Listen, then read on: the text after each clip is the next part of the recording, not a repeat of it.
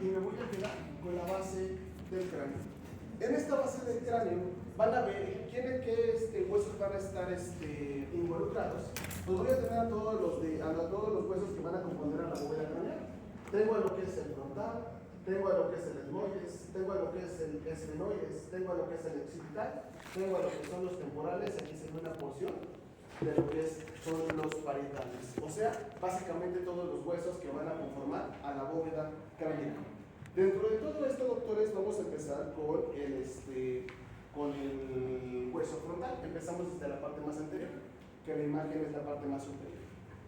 Y vamos a ver, doctores, que la parte más anterior se va a ver aquí, doctores, como la cresta. Esta cresta va a ser considerada como cresta longitudinal superior.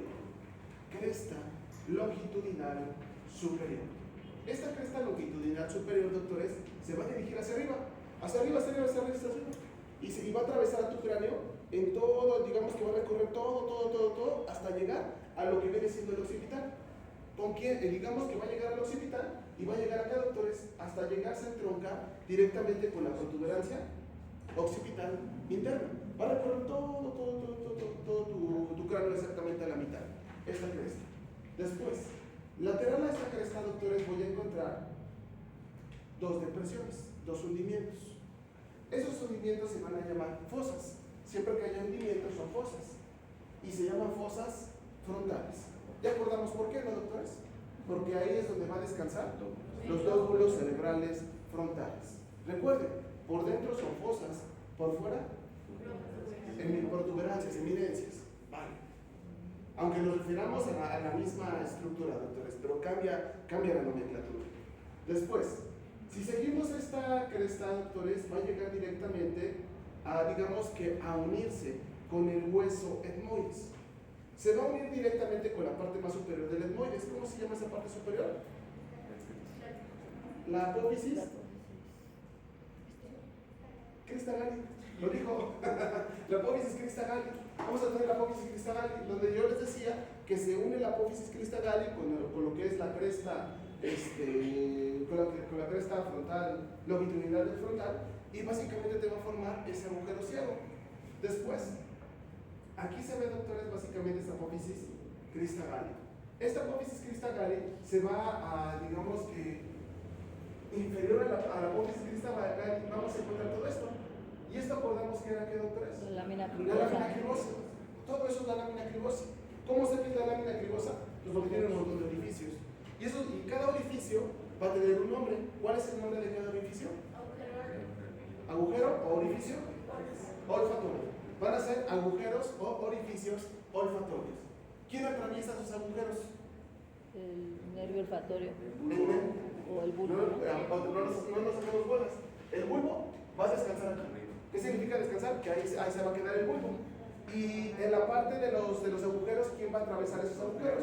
Los nervios olfatorios. Nervios olfatorios. Perfecto. Los cuales se van a dirigir ¿hacia dónde, doctores? ¿Hacia la cavidad qué? Nasal. Perfecto. ¿Qué más vamos a ver, doctores? En la parte más inferior del hueso frontal en esta vista, vamos a encontrar el techo ¿de quién? De la órbita. De la órbita.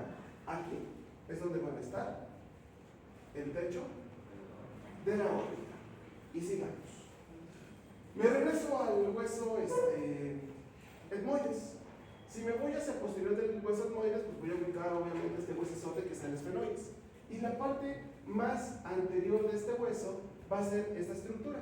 ¿Cómo creen que se llame, doctores?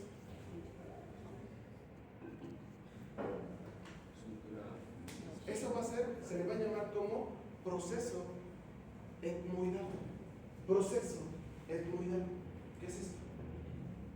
Este proceso etmoidal es el que se va a articular directamente, doctores, con lo que es la escotadura esfenoidal del etmoides. Aquí está la escotadura. La escotadura esfenoidal del etmoides se va a unir con el proceso etmoidal. Una vez que tenemos el proceso etmoidal, nos vamos a dirigir hacia posterior. Y toda esta zona va a ser considerada como yugum esfenoidal. Todo esto es el yugum esfenoidal. Todo esto es una zona plana. Ahí está el yugum esfenoidal. Si me voy lateral al yugum esfenoidal, voy a encontrar esto, doctores. ¿Qué es esto? Las alas Las alas menores del esfenoide. menores ¿de quién? Del Del esfenoide. esfenoides. Alas menores del esfenoides. Lateral al yugo. Lateral al yugum. Aquí está el yugum. Y si te vas lateral, ubicas a las alas. Las alas menores del esfenoides. Si sigo el contorno de las alas, doctores, y me dirijo hacia medial y posterior, voy a ubicar una saliente. ¿Ya la vieron? Esta saliente, que parecen como si fueran unos colmillos. Estos básicamente se van a llamar apófisis clinoides anteriores. Ahorita vamos a hablar de las apófisis clinoides, porque van a formar una estructura, pues, importante. Una estructura importante. Ahora, si me voy hacia posterior del yugum, vamos a encontrar directamente un canal, doctores. Posterior al yugum, está el yugum y te vas hacia posterior, vas a ubicar un canal, una canaleta. Ese canal se va a llamar surco o canal quiasmal. ¿Salud? Surco o canal quiasmal.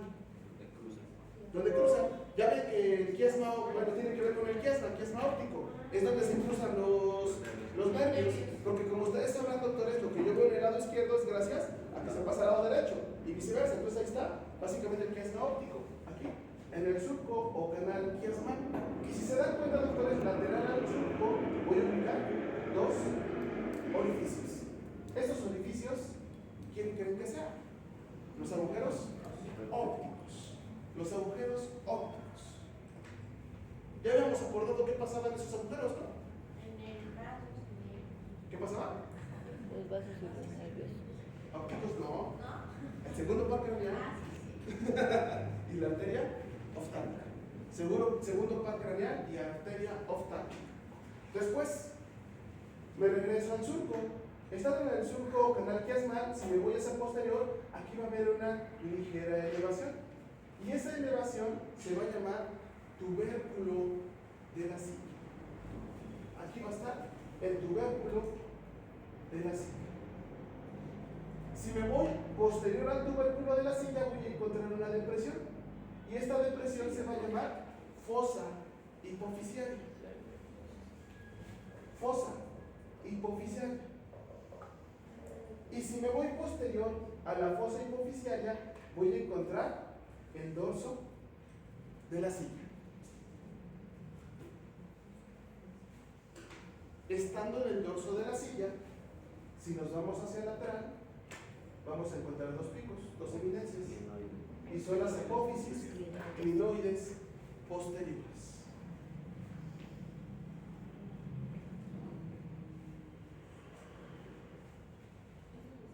Las apófisis clinoides anteriores. Perdón, doctor, ¿cómo se llamaban las laterales? Apófisis clinoides posteriores. Si tomamos en consideración las apófisis clinoides anteriores, las apófisis clinoides posteriores, el dorso de la silla, el tubérculo de la silla y la fosa hipofisiaria, todo ello va a componer una estructura que se llama Silla turca. La silla turca, por consecuencia, se forma por las apófisis clinoides anteriores, apófisis clinoides posteriores, dorso de la silla, tubérculo de la silla y fosa hipofisiaria. 5 puntos son los que vamos a tener ahí.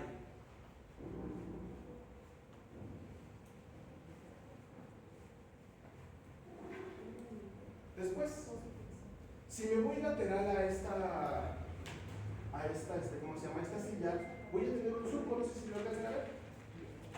¿Cómo creen que se llama este surco? Lateral a la silla. Surco carotidio. Aquí vamos a tener el surco carotidio. Es donde va a recorrer esta carótida. Ya de aquí sale bien el tercer o cuarto segmento de esta carótida interna y ya empieza a dividirse para que empiece a formar ese famoso polígono de Willis. Si lo han escuchado, ¿no? Es el polígono de Willis, donde se va a unir con la arteria basilar, que viene básicamente de la columna, se juntan y te van a formar todo ese polígono que le va a dar a todo lo que es el encéfalo. ¿Puede volver a señalar el surco carotidio? Aquí, lateral. Aquí. Aquí, lateral. Lateral, por eso. Lateral lateral a la silla. Ah, Lateral a la silla. Ahí vamos a encontrar eso. Si nos vamos lateral a la silla, doctores, pues vamos a encontrar aquí, doctores, al ala mayor del esfenoides. En esta ala mayor del esfenoides hay varias estructuras importantes. Empecemos. Entre el ala menor y el ala mayor van a encontrar en sus dibujos una zona como negruzca. Esa zona como negrita me está indicando que es la fisura orbitaria superior. Siempre la fisura orbitaria superior va a estar entre ambas alas, entre la menor y la mayor. Siempre voy a encontrar a la fisura orbitaria superior, o también considerada como hendidura esfenoidal. ¿Qué más? Si me voy posterior a esta fisura orbitaria superior, pues vamos a encontrar, doctores, un agujero, un pequeño agujero, que se marca más. Ese agujero, digamos que vamos a encontrar en el ala básicamente tres agujeros. Un agujero de mayor calibre, que es el que está en medio. Un agujero de mediano calibre, que es el que está señalado, el que está en anterior. Y un agujero de menor calibre, que es el que va a estar en posterior. Estos tres tienen que ver directamente con el quinto par craneal. El que voy a encontrar aquí, doctores, el que se va a llamar, depende de la nomenclatura, lo van a encontrar de la siguiente forma. Si le da el autor el nombre de agujero redondo mayor, entonces el más chiquito se va a llamar agujero redondo menor. Si el autor le dice a este agujero redondo mayor, entonces este va a ser redondo menor. Si el autor dice que este es solo redondo, entonces a este le va a llamar espinoso. ¿Sí me explicó? Si van a nombrar ustedes a este como redondo mayor, el otro lo tienen que nombrar forzosamente como redondo menor. Si le vas a dar el nombre de solo redondo, entonces el otro tiene que ser espinoso. Cualquiera de las dos nomenclaturas es buena. Y en medio de los dos encontramos al de mayor calibre, que va a ser el oval. ¿Qué de importancia tienen estos? Grábenselo así. ¿Quién es este? La hendidura esfenoidal o fisura orbitaria. Aquí sale la V1, aquí sale la V2 y aquí sale la V3. V1, V2, V3. O sea, rama oftálmica, maxilar y mandibular. ¿Y entonces qué pasará en el espinoso? La rama meningia de la V3. Y entonces aquí va a pasar la rama meningia de la V3. Digamos que sale, pero se vuelve a regresar. Bueno, la anatomía no sé por qué lo hizo así. No, se hubiera ahorrado un orificio y desde aquí ¡bum! Se va. Pero bueno, lo hicieron así. Va a regresar la rama meningia, doctores, de la V3. Entonces es V1, V2, V3 y la meningia. V1, V2, V3 y este también es V3. Considera la V3. Básicamente estos dos son V3. ¿Vale? V1, 2 y 3. Ahora, dentro de esto, doctores, vamos a ubicar ciertas estructuras. Dejen cambio de ¿cómo se llama? De imagen. Estábamos aquí, doctores. ¿Quién sale aquí? ¿V1? ¿V2? ¿V3? V3. Ok. Si me voy, doctores, lateral al agujero oval, vamos lateral e ligeramente posterior, encontramos otro agujero. Este agujero va a estar compuesto por tres huesos. ¿Quiénes son los huesos involucrados? Temporal, esfenoides, occipital. Temporal, esfenoides, occipital. Me van a formar un agujero que se llama agujero rasgado. Ese agujero rasgado, ¿qué creen que pasa en ese agujero rasgado? ¿Mande?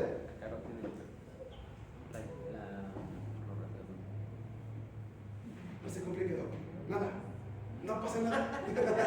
No se complique nada. Este agujero se va a llenar de fibrocartílago. No va a pasar nada. Ahí, este agujero se va a llenar de fibrocartílago. Yo pienso que tiene que ver, doctores, este fibrocartílago, bueno, es mi punto de vista, mi teoría, que tiene que ver con la unión de lo que viene siendo la porción basilar del esternero occipital con lo que viene siendo el cuerpo del esfenoides. Se juntan, doctores, y aquí te van a dar una articulación, la esfeno-occipital o occipito-esfenoidal. ¿Qué de importante tiene esa? Esa, doctores, se van a dar cuenta que es un tipo de articulación que va a sufrir dos cambios durante el trayecto de la vida. ¿Qué significa esto? Que cuando nosotros nacemos, esa articulación va a ser de tipo cartilaginosa. Significa, doctores, que va a tener movilidad, como que va a tener amortiguación. Esa es una de las razones, más las fontanelas y todo eso, de que los niños pequeños, cuando se llegan a pegar, no se fracturan tan fácil, ¿sí? Debe de ser un santo trancazo para que el niño se abra el cráneo. Pero ¿cuántas veces los pequeñitos no se pegan en la cabeza? Muchísimas. ¿Y cuál es la función de esta articulación? Pues solamente es amortiguar. Y también esta articulación va a determinar el crecimiento del cráneo. Esa es la función de esta articulación. Entonces, yo quiero pensar que aquí solamente quedaron como remanentes de esa articulación. Ese es mi criterio. Entonces, eso es lo que yo quiero pensar que pasa con este agujero rasgado. Si me voy, doctores, lateral al agujero rasgado, voy a encontrar otro orificio. Y ese orificio, ahora sí, va a ser el carotidio. Este va a ser el orificio carotidio. Ese orificio carotidio lo vamos a encontrar directamente en la porción petrosa del temporal. El temporal, no les he dicho, pero para su estudio se va a dividir en una parte escamosa, en una porción petrosa, en una porción timpánica y tenemos una apófisis, aquí una apófisis mastoidea. Entonces tenemos esas porciones. Dentro de estos, doctores, en la porción petrosa, pues es básicamente toda la porción que tenemos en la parte interna, quitando la escama. La porción timpánica, pues solamente la porción que está en la parte interna, y no nos vamos a meter, nada más la vamos a mencionar. Ahora, estando aquí en el agujero carotidio, si me voy, doctores, ligeramente hacia posterior del carotidio, en la parte del ángulo que se va a formar en la parte más medial y anterior de lo que es el hueso, la porción petrosa del hueso temporal, en esta zona, voy a ubicar, doctores, una fosa, muy cerca de lo que viene siendo el agujero carotidio. Esa fosa se va a llamar fosa de Gassier, o también fosa trigeminal, como le quieran llamar. Fosa de Gassier o también fosa trigeminal. Significa que aquí va a descansar el ganglio o bulbo de quién? De Gassier, en donde es el ganglio trigeminal, doctores, y de aquí salen sus ramas, ¡pum! Se va de salida. Entonces aquí tengo a la fosa de Gassier. Ahora, ¿descansa el perdón? Descansa el bulbo o ganglio trigeminal, ¿vale? Está con la misma zona petrosa, doctores. Si nos vamos hacia posterior de esa fosa, vamos a encontrar un conducto altamente importante. Y este va a ser el conducto o agujero auditivo interno. ¿Qué de importancia tiene el agujero o conducto auditivo interno? Equilibrio, tiene que ver. ¿Pero de qué se va a encargar? ¿Quién va a pasar en ese agujero? El facial. Pasa el facial. Aquí pasa el facial, el séptimo. ¿Y quién más va a pasar?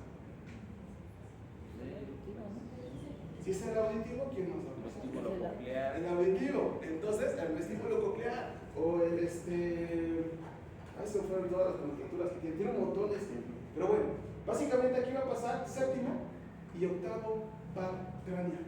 Séptimo y octavo par craneal. El octavo, ojo, se va a meter a la porción timpánica de lo que viene siendo el temporal y ahí se va a quedar, porque digamos que su terminación es llegar ahí. De ahí pasa, en esta zona, pasa básicamente, al llegar este auditivo, este es el responsable de que se encargue, uno, de la audición y dos, El equilibrio. del equilibrio. Entonces, ahí tenemos básicamente la función del octavo. El séptimo no. El séptimo va a estar en esta porción, doctores, y después se va a dirigir hacia abajo para poder salir por otro agujero, que ya lo veremos más adelante. Nada más pasa en digamos que para salir del cráneo, primero debe de atravesar a lo que viene siendo el conducto auditivo interno, pero ya para salir, utiliza otro agujero, que se los adelanto, se llama estilo mastoideo. Ya lo veremos más adelante, que está en la base del cráneo, en la parte inferior, estilo mastoideo. Pero bueno, sigamos, doctores. Si me voy posterior a este conducto auditivo, vamos a encontrar otro agujero. Pero este agujero va a estar formado por el temporal y por el occipital. Aquí está otro agujero. Temporal y occipital. Ese agujero se va a hacer llamado, Yugular. ¿cómo? Yugular. Yugular. Agujero yugular.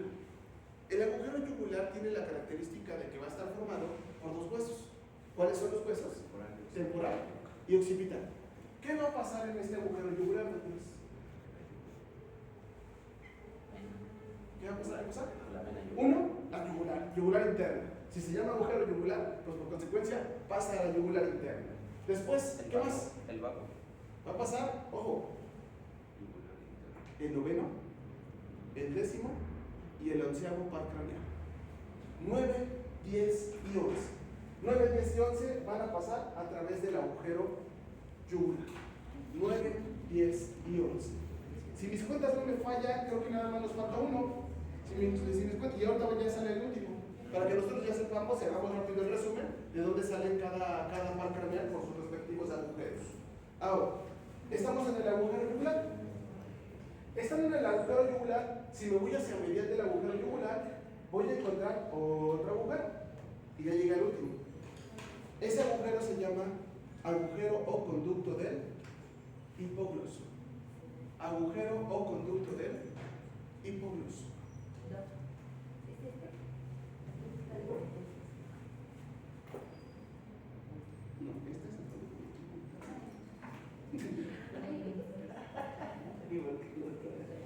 No, es que no se ven aquí. Da mucha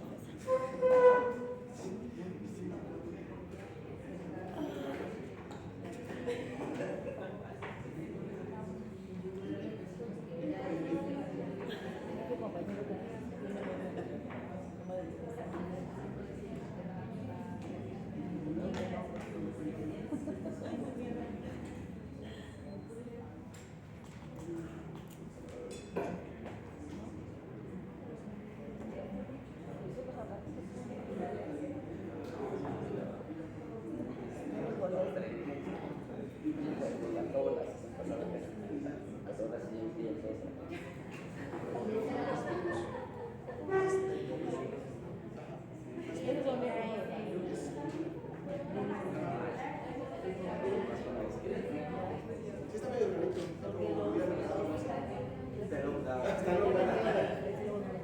vale, doctores. Entonces, ¿aquí quién sale? El hipogloso. Y si me voy hacia medial del hipogloso, del conducto del hipogloso voy a encontrar El otro agujero agujero, magno. que es el agujero magno. ¿Qué pasa en el agujero magno? Es la articulación. Es donde se va a unir la médula espinal con quién? Sí, con el puente cerebral. ¿Quién es el puente cerebral? Pues el bulbo raquídeo y la protuberancia celular, que exactamente en esas zonas donde se une el bulbo con la médula espinal. En esta zona. Bulbo y médula, ¿verdad? Ajá. Después, estando en este edificio enorme, si me voy hacia posterior, aquí voy a encontrar una cresta. ¿Cómo se llama esta cresta? Cresta occipital Occipital. interna. Recuerda que teníamos una cresta occipital externa. Ahora tenemos aquí una cresta occipital interna. Esta cresta occipital interna se va a dirigir hacia posterior y hacia arriba y va a llegar a chocar con un tubérculo, con una eminencia, el cual se va a llamar protuberancia Protuberancia occipital occipital interna. interna. Protuberancia occipital interna.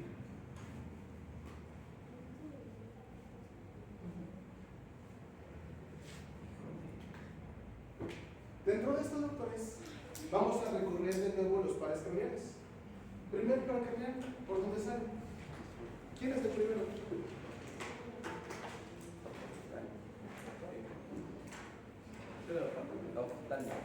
¿Quién es? El olfatorio, el oftálmico. ¿Por dónde sale? Fisura orbital. El oftálmico. ¿Seguros que el oftálmico es el primero? El óptico. El óptico, ¿sí es cierto? No. ¿Quién es el primero? Es el olfatorio. Olfatorio. Olfatorio es el primero. ¿Cuál es el? ¿Por dónde sale el primero? ¿Por los agujeros? Por la lámina cribosa, por los agujeros olfatorios. Segundo par craneal, ahora sí viene siendo el óptico. ¿Por dónde sale el óptico? Por el agujero del mismo nombre. Agujero óptico. Tercer par craneal, ¿por dónde sale? Por la hendidura esfenoidal. Cuarto par craneal. Hendidura esfenoidal. Quinto par craneal. Se divide en tres porciones. V1.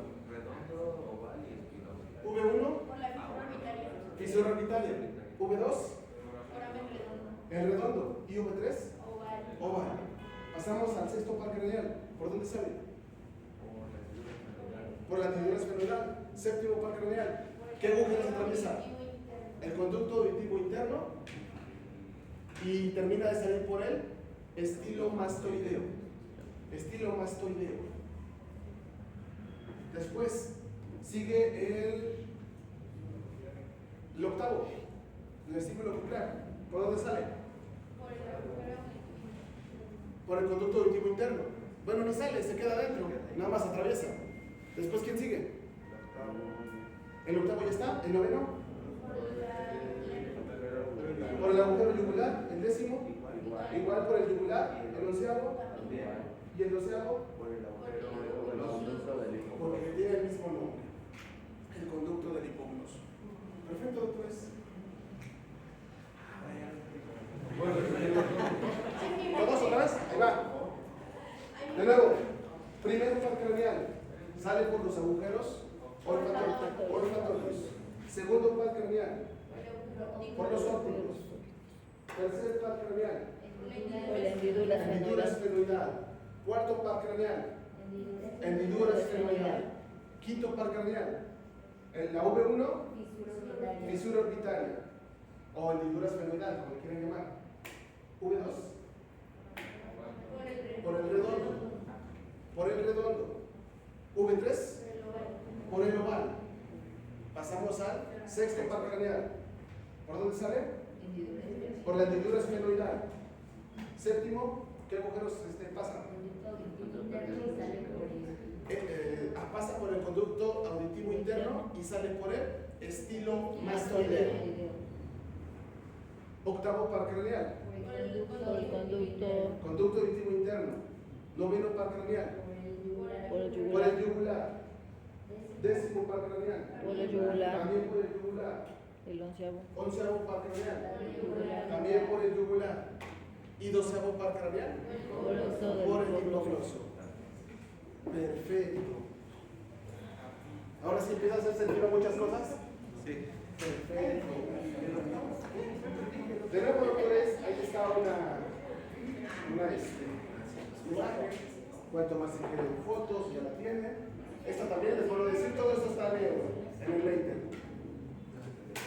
A mí me gustó mucho su resumen. ¿Es ese?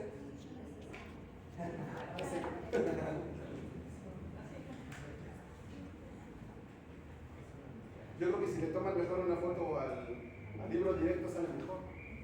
Esta es la Biblia. Ahí está. Listo. Norma inferior. Estamos en la norma inferior ahora. ¿Qué huesos son los que vamos a ver aquí? Pues vamos a ver al maxilar, a los palatinos, al momer, al esfenoides, al temporal, al occipital. Van a ser los huesos que van a estar involucrados en esta norma. Y vamos a irnos desde la parte más anterior. Vamos a la parte más anterior. ¿Qué encuentro aquí, doctores? Los dientes superiores. Si me voy a la parte de los dientes anteriores, superiores, y en específico en los incisivos centrales, hacia la parte posterior de las caras palatinas y medial voy a encontrar un agujero. ¿Cómo se llama ese agujero? Lo pueden encontrar como incisivo, pero digamos que si ya se está quitando, se llama nasopalatino. Nasopalatino. Aquí voy a encontrar nasopalatino. ¿Puede ser conducto o es agujero? Lo puedes poner como conducto o orificio, ¿sí? O foramen. Foramen es lo mismo que orificio. Orificio, conducto o foramen. Si nos vamos posterior a al nasopalatino, vamos a encontrar la fisura. ¿Cómo se llama esta fisura? Palatina media o intermaxilar. Si me voy directamente lateral a esa a esa sutura. ¿Qué voy a encontrar, doctores? ¿Cómo se llama esto?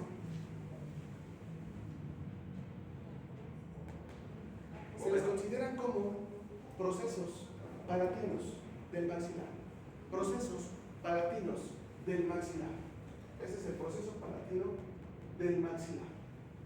Si me voy posterior al proceso palatino del maxilar, pues vamos a encontrar a la lámina horizontal del palatino. Esta es la lámina horizontal del palatino. No sé si les dije, pero el palatino tiene forma de L. Tiene forma de L. La L va a estar así.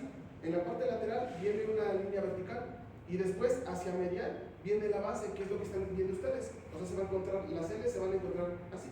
Y la parte más alta es la que vamos a ver directamente en la órbita, la cara orbitaria del palatino. Entonces, básicamente aquí tengo la lámina horizontal del palatino. En la lámina horizontal del palatino, en su parte más lateral, van a existir dos orificios.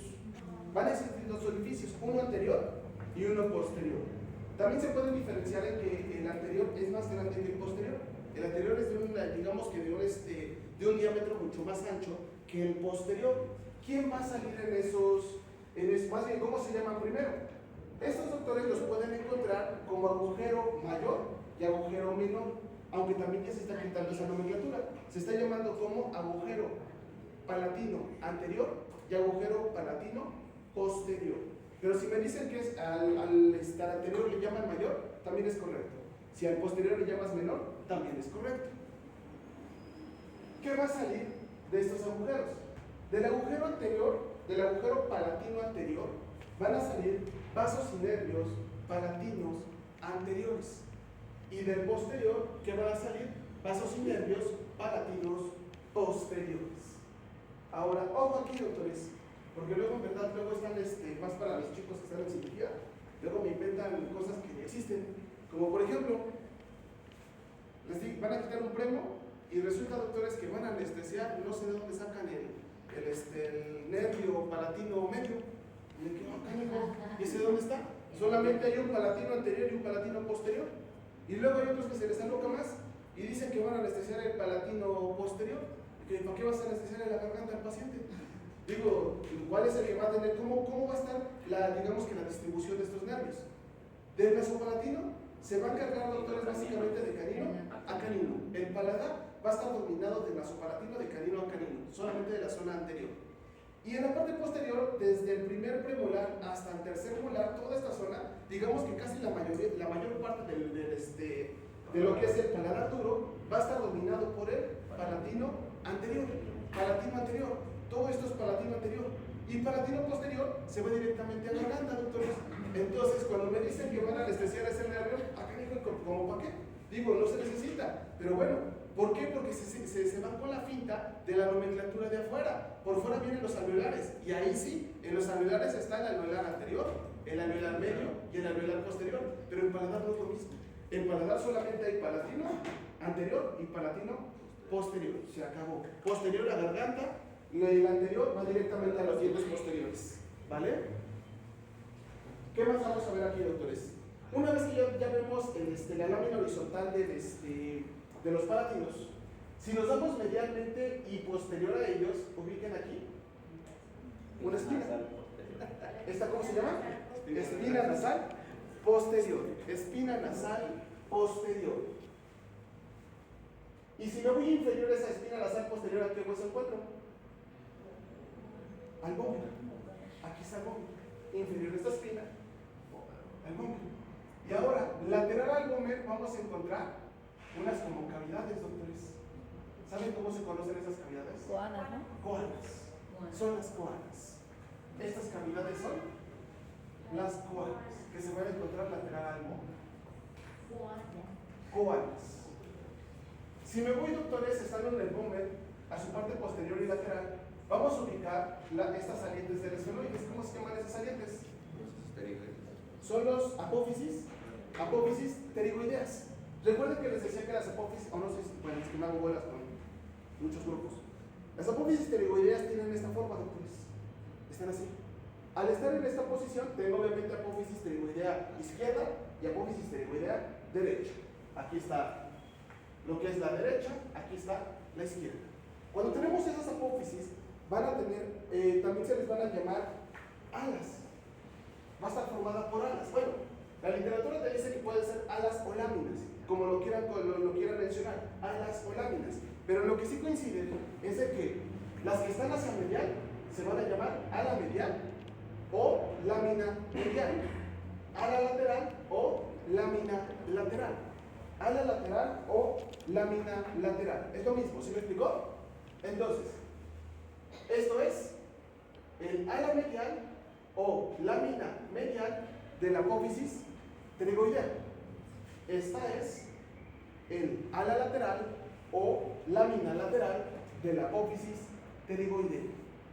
Y en el fondo, entre ala y ala o entre lámina y lámina, en el fondo, me refiero al fondo de esa apófisis pterigoides, se va a encontrar la fosa pterigoidea. ¿Qué de importante tiene esto?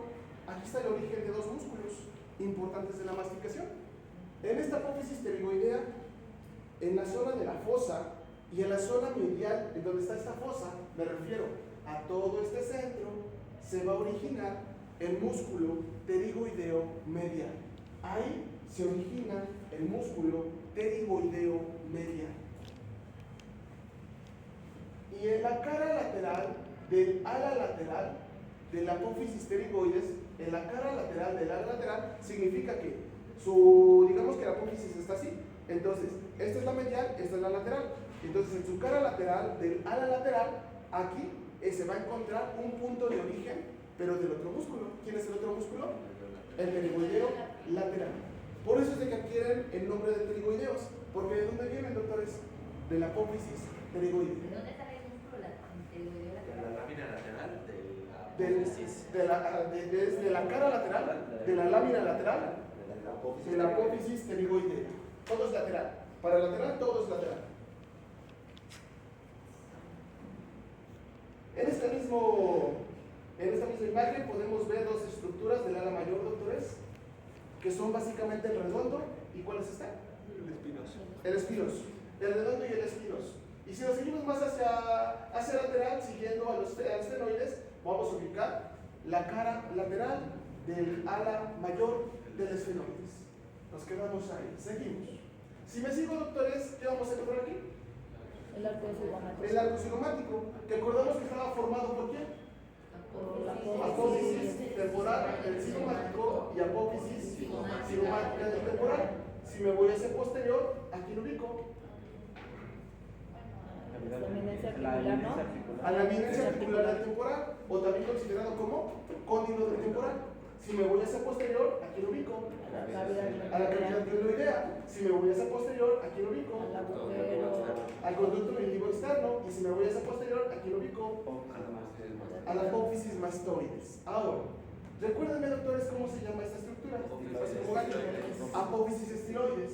Entre la apófisis estiloides y la apófisis mastoides va a existir un orificio que va a adquirir el nombre de los dos. O sea, este orificio es el orificio estilomastoideo. Orificio estilomastoideo. ¿Quién sale del estilomastoideo? El séptimo par craneal. Perfecto. Estamos en la apófisis estiloides.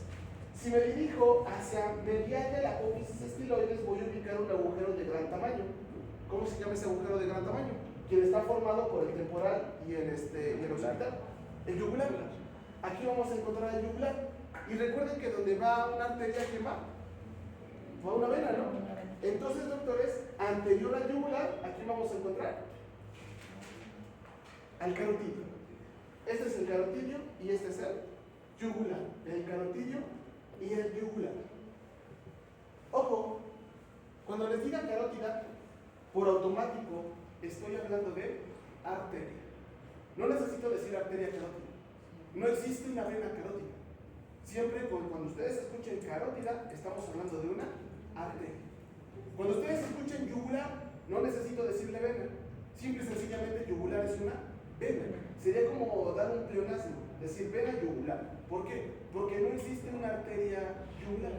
En muchos otros sectores se van a dar cuenta que sí existen tanto la arteria como la vena del mismo nombre. Pero en este caso, cuando hablamos de carótida, es arteria por default. Y lo mismo va para la yugular. La yugular, con el simple hecho de mencionarla, ¿qué va a ser? Una vena. Lo mismo pasa con grandes vasos, como por ejemplo la aorta. Con el simple hecho de decir aorta, estás hablando de una arteria.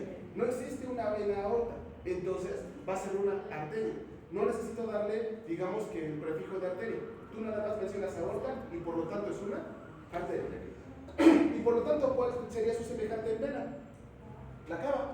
Y la cava es lo mismo, las cavas, tanto superior como inferior. Las cavas no necesito mencionarlas como venas. Con el simple hecho de decir que son cavas, ¿qué son? Venas. ¿Vale? Sigamos. Después, doctores, en la unión, recuerden que donde se unen el esferoides, el occipital y el temporal, me forma un hueso. O es un orificio. ¿Cómo se llama el orificio? El rasgado. ¿Y qué acordamos que pasaba en el rasgado? Cartílago. Perfecto, fibrocartílago. Después, aquí, doctores, en el occipital tenemos sus tres porciones. Esta es la porción basilar, esta es la porción de las masas laterales y todo esto es la porción escamosa o la concha. Dentro de la porción basilar, doctores, ¿qué vamos a encontrar de importante? Aquí voy a tener un tubérculo. ¿Saben cómo se llama ese tubérculo? Tubérculo o eminencia faríngea. Aquí vamos a tener el tubérculo faríngeo. Posterior al tubérculo faríngeo, pues vamos a encontrar directamente esta estructura. ¿Quién es? ¿Cuánto? ¿El qué, perdón? El El euromagno. Y lateral al magno, ¿a quién voy a encontrar? Lateral al magno, ¿a quién encontramos? Los cóndilos. Articulares del atlas. Los cóndilos del occipital. Estos cóndilos del occipital son unas eminencias que va a tener el occipital hacia abajo. Esto hace, doctores, que esos cóndilos van a descansar sobre la C1. ¿Quién es la C1? El atlas. Una vez que descansa en atlas, pues bueno, va a ser el responsable de que cargue toda esta estructura. Después, doctores, sigamos. Si me voy hacia posterior de este agujero, ¿cómo acordamos que se llamaba esto? La cresta occipital externa. Y la cresta occipital externa va a terminar hasta una eminencia. ¿Cómo se llama esa eminencia?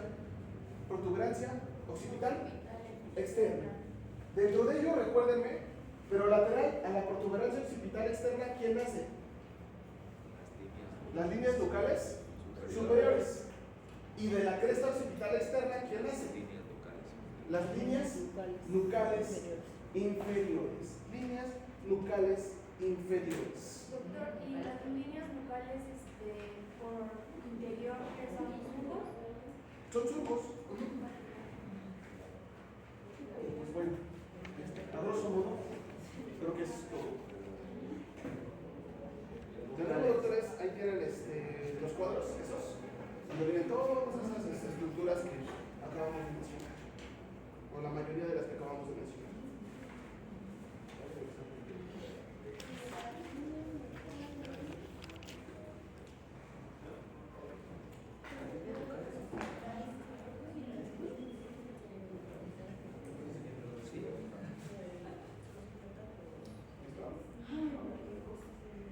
Las líneas nucales son para que se inserten músculos. ¿Eso para qué? Músculo, para Para que te inserten músculos. De hecho, de ahí viene la inserción del músculo occipital. Va para esta zona. Por la parte interna de están Por dentro. En las partes más bajas, el cerebro. Y arriba, la porción del óvulo occipital. Ajá. como piquito. Ajá, como unos chichoncitos. No, cuando el hombre se le ve muy bonito, eso es grasa. Eso es grasa. Sí, claro que sí. La porción basilar, que es el político, es la porción basilar del pico. Luego viene el agujero magno. Y lateral al agujero magno tienes las masas laterales. Y después viene toda la parte plana. Y esa es la concha del occipital, o se llama del occipital. Listo, doctores. Vamos a dejarla aquí, pensé que podíamos